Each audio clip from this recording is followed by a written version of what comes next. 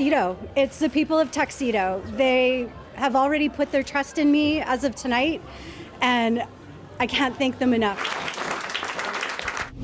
Eh bien non, la circonscription de Tuxedo n'est plus un bastion progressiste conservateur. Les néo-démocrates et leur candidate Carla Compton l'ont remporté hier lors de l'élection partielle dans la circonscription. Selon les résultats préliminaires, elle a obtenu un peu plus de 600 voix de plus que son plus proche rival, le progressiste conservateur Lawrence Pinsky. Et ça, c'est toute une victoire pour Wab Kinew et ses néo-démocrates, parce que Tuxedo était non seulement l'ancien siège de l'ancienne première ministre Heather Stephenson, mais aussi de Gary Filmon, lui aussi un ancien premier ministre conservateur. Tuxedo, c'était un château fort pour les PC depuis la création de la circonscription en 1981.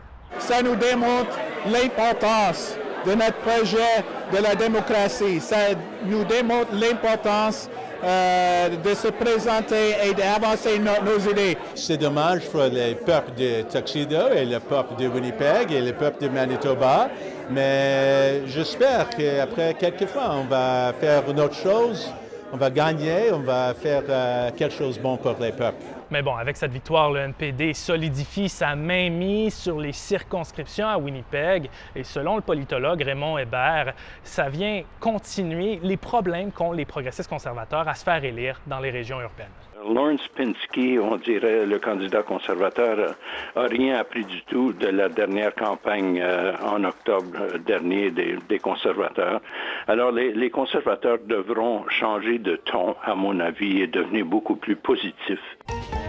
Bon, pendant ce temps-là, dans l'actualité, il y a Richard Chartier. Ça, c'est lui qui a écrit le rapport Chartier qui recommandait dans les années 90 plus de services en français au Manitoba. Je crois qu'il serait temps d'ouvrir un centre de services bilingues à Saint-Lazare. C'est un commentaire qu'il nous a fait en réaction à un article qu'on a publié la semaine dernière résumant les doléances de certains habitants de la région qui critiquent le manque de services en français chez eux. Richard Chartier estime que le gouvernement provincial devrait régulièrement s'assurer qu'il y ait suffisamment de services en français dans les communautés bilingues. J'ai l'impression que, après votre article, que peut-être ça va réveiller quelques personnes pour dire que c'est le temps qu'on aille à la prochaine étape pour la région de Saint-Lazare-Ellis.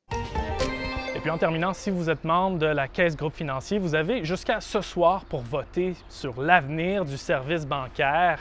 Ça fait longtemps qu'on en parle. La question porte bien sûr sur la possible fusion du groupe avec la Assiniboine Credit Union et la Westoba Credit Union pour créer une nouvelle entité.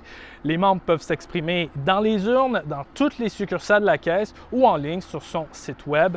Une assemblée générale extraordinaire est prévue à 19 h. On va avoir les résultats de ce vote plus tard. Ce sera à suivre sur l'application Info de Radio-Canada. C'est aussi là que je vous retrouverai demain pour un autre vidéo journal.